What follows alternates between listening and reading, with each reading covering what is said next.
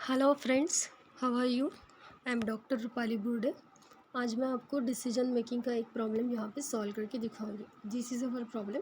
Sawantwadi industries limited is considering purchase of one machine from two machine model, one ABC and another XYZ available in the market. दो model है, दोनों में से कौन सा purchase करना है उन्हें डिसीजन लेने के लिए हमें हेल्प करने हैं। और दो मॉडल हमारे पास है ABC और XYZ। The initial cost of ABC machine is ₹2 lakh and that of XYZ machine is 1,50,000। ABC machine की इनिशियल कॉस्ट है स्टार्ट की 2 लाख और XYZ की 1,50,000। Both machine have 5 years of life with no scrap value. दोनों machine की लाइफ 5 years है और उसकी कोई स्क्रैप वैल्यू नहीं है। Company provided depreciation on straight line method. Company depreciation की स्ट्रेट लाइन मेथड यूज़ कर रही है। इनकम टैक्स की रेट है 30% and expected profit before depreciation and tax for both the machines. आपको दिया हुआ है नीचे ABC मशीन का और XYZ मशीन का।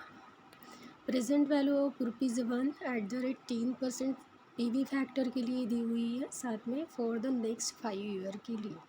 आपको टेबल में दिया हुआ है PV फैक्टर ₹1 के लिए आपको कितना इन्वेस्ट करना पड़ेगा 5 ईयर्स के लिए, वो ABC मशीन का बिफोर क्या बोल रहे हैं टैक्सेशन के पहले का प्रॉफिट दिया हुआ है और XYZ मशीन का दिया हुआ है। ठीक है, तो हमें इसे सॉल्व करना है। फर्स्ट है statement of cash inflow of machine ABC। तो मैंने छः कॉलम किए पीरियड और ईयर्स का 1 2 3 4 5, क्योंकि उन्होंने 5 ईयर्स का प्रॉफिट दिया है हमें बिफोर डिप्रिशिएशन का। तो मशीन ABC का हम पहले यहाँ पे फिलअप करेंगे, यानी कि जो ABC मशीन का दिया हुआ है 52,000, 55,000, 62,000, 65,000 एंड 70,000, वो मैंने यहाँ पे फर्स्ट कॉलम में पूरा लिख लिया।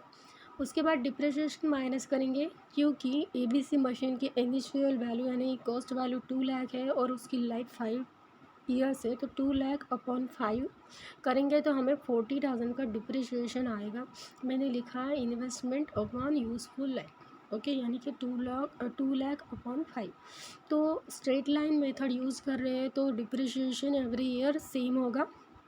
तो 52,000 minus 40,000 12,000, 55 minus 40 15,000, 62 minus 40 22,000, 65 minus 40 25 and 70 minus 40 30,000। ये क्या है नेट प्रॉफिट आफ्टर डिप्रिशिएशन। उसके बाद हमें टैक्स का रेट दिया हुआ है 30%, तो 30% टैक्स हम लगाएंगे। 12,000 का 30% आता है 3,600, 15 का 4,500, 22 का 6,600, 25 का 7,500 एंड 30 का 9,000। अभी इसे माइनस करेंगे तो हमारे पास नेट प्रॉफिट आफ्टर टैक्स आया 8,400, 10,500, 15,400, 17,500 एंड 21,000।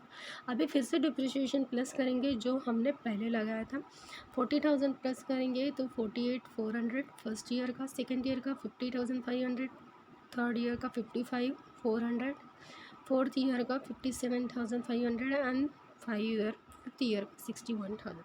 अभी ये मैंने वैसे के वैसे यहाँ पे पुटअप किया है। अभी जो प्रेजेंट वैल्यू का फैक्टर दिया था हमें 10% डिस्काउंट का, जो हमें टेबल पे दिया हुआ है ये सेकेंड टेबल में, इससे हम इनटू करेंगे। ओके, तो पहला क्या था 0.909, सेकेंड था 8.826, थर्ड था 751, सिक्स था फोर्थ था 0.683, ये जो भी होगी पॉइंट्स में ही होगी, और 0.621। अभी इससे इंटू करेंगे 48,400 को 0.909 से, तो हमारे पास present value of cash inflow आई 43,996।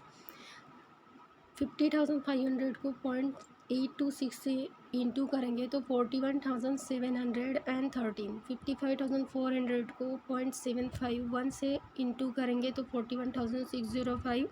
57,500 को 0.683 से इंटू करेंगे तो 39,227 सॉरी 39,273 और 61,000 को 0.621 से इंटू करेंगे तो 37,881। अभी ये जो पूरे present value of cash inflow आए 43,996 से लेके 37,881 को प्लस करेंगे तो हमारे पास टोटल वैल्यू आई present value of cash inflow की 204,486। हमें हमारी जो स्टार्टिंग की इन्वेस्टमेंट थी उसमें से माइनस करेंगे तो हमें नेट प्रेजेंट वैल्यू पॉजिटिव आ रहा है 4468। ठीक है, अभी कंपेरिजन करेंगे दूसरे XYZ का भी ऐसे ही बनाएंगे तो statement of cash inflow of machine XYZ, लेकिन इसमें नेट प्रॉफिट बिफोर डिप्रिसिएशन हम XYZ का लेंगे जो यहाँ पे दिया हुआ है 45 से लेके 70,000। ओके ठीक है, यहाँ पे वो वैल्यू मैंने पुट की। अभी डिप्रिशिएशन कैसे निकालते हैं, investment starting investment upon useful life, इसकी भी 5 इयर्स थी और इसका जो स्टार्टिंग की इन्वेस्टमेंट थी XYZ की 1,50,000 दी हुई थी, क्योंकि कोई स्क्रैप वैल्यू नहीं था तो हमने कोई प्लस नहीं किया, अगर होता तो इन्वेस्टमेंट में प्लस करते। ओके, तो इन्वेस्टमेंट थी XYZ की 1,50,000 अपॉन 5 करेंगे तो हमारा 30,000 डिप्रिशिएशन आएगा, क्योंकि स्ट्रेट लाइन मेथड अप्लाई कर रहे हैं तो एवरी ईयर्स डिप्रिशिएशन सेम होगा। ओके, तो 30,000 हर प्रॉफिट में से माइनस करेंगे, हमारे पास आया net profit after depreciation 45,000 minus 30,000 15,000 52,000 minus 30,000 22,000 58 minus 30 28 62 minus 30 32 70 minus 30 40,000।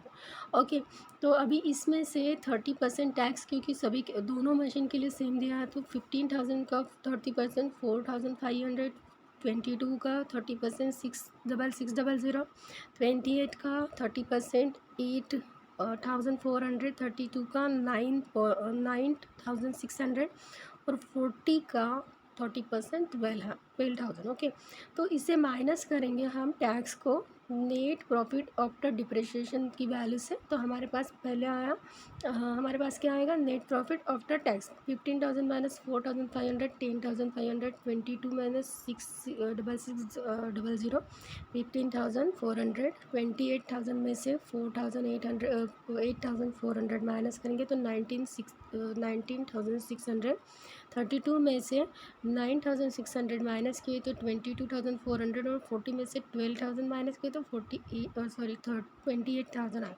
अभी डिप्रिसिएशन फिर से प्लस करेंगे 30,000 का, तो हमारा कैश इनफ्लो आया फर्स्ट ईयर का 40,500, सेकेंड ईयर का 45,400, थर्ड ईयर का 49,600 और फिफ्थ ईयर का आया 52,000, फोर्थ ईयर का 52,400 और फिफ्थ ईयर का आया 58,000। ये मैंने यहाँ पे ले लिया। इसको अभी 10% PV फैक्टर दिया है तो उसका वही रहेगा, हमें इस कैश इनफ्लो से इन्हें इंटू करना है। तो 40,500 इंटू 0.909 हमारे पास प्रेजेंट वैल्यू आई कैश इनफ्लो की 36,815। 45,400 इंटू 8.826 हमारे पास आया 37,500। 49,600 इंटू 0.751 37,250 हमारे पास थर्ड ईयर की कैश इनफ्लो प्रेजेंट वैल्यू आई। 52,400 इंटू 0.683 हमारे पास present value of cash inflow आई 35,789। 58,000 इंटू 0.621 तो हमारे पास लास्ट ईयर की present value of cash inflow आई 36,080। ओके, अभी ये पूरी प्रेजेंट वैल्यू हम प्लस करेंगे, टोटल करेंगे इसका 5 ईयर का तो हमारे पास आया 1,83,372।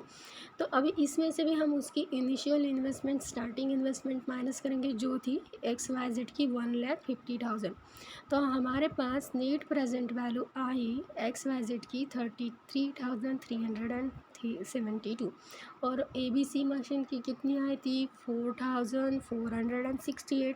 तो अगर दोनों की कंपैरिजन करें तो XYZ की NPV हायर है किससे देन ABC मशीन से, तो हम कौन सी मशीन परचेज करेंगे XYZ, तो सजेशन में लिखेंगे company should purchase XYZ machine because machine XYZ NPV is higher than ABC machine.